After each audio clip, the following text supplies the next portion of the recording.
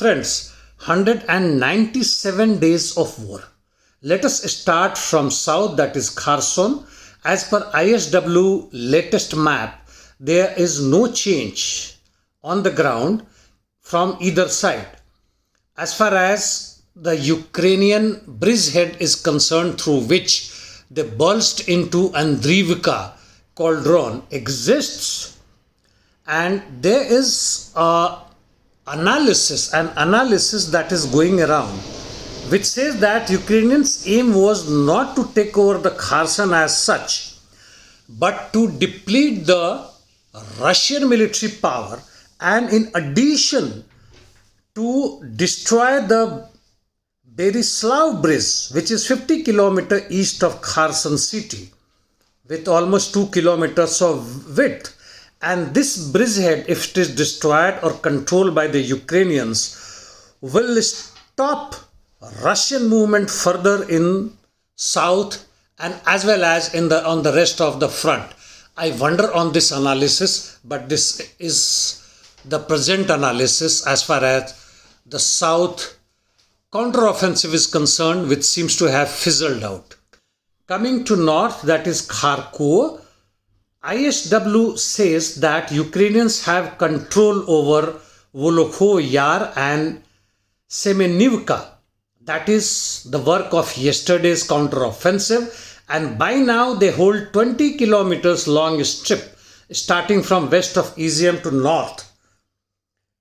As far as Russians are concerned, they claim that Balakleya not only holds, but it is deblockaded, and relief forces have reached the town and artillery is working continuously. In addition to this, they also hold Kupiansk against the Ukrainian counteroffensive, and even Shevchenkovo holds. If that be correct, it only leads to the conclusion that, like in south, the north counteroffensive by the Ukrainians is losing its steam, and very soon we will have a different scene here.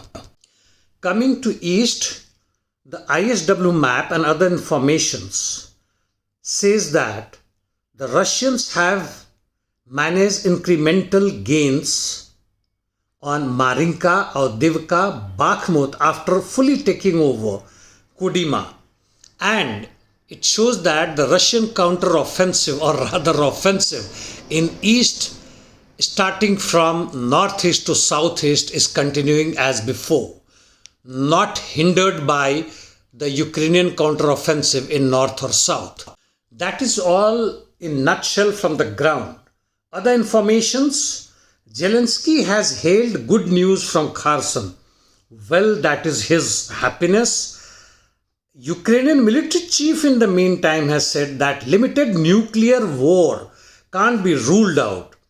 This is sheer warmongering anyway, and UNO has found credible allegations of Ukraine that Ukrainian children are forcibly being moved to Russia.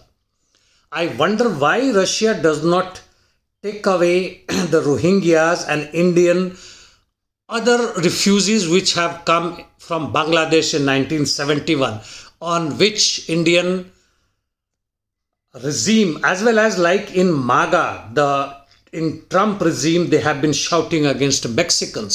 It's all fake and false. Poland on its part says that it sees risk of war with Russia in next 10 years, hence it must prepare war against Russia. Well, but 72% of Hungarians believe that Western sanctions against Russia are rather harmful to economy of Europe and its own country, that is Hungary, and they are opposed to it. And lastly, thousands of Haitians have protested all over Haiti against rising inflation and rising poverty.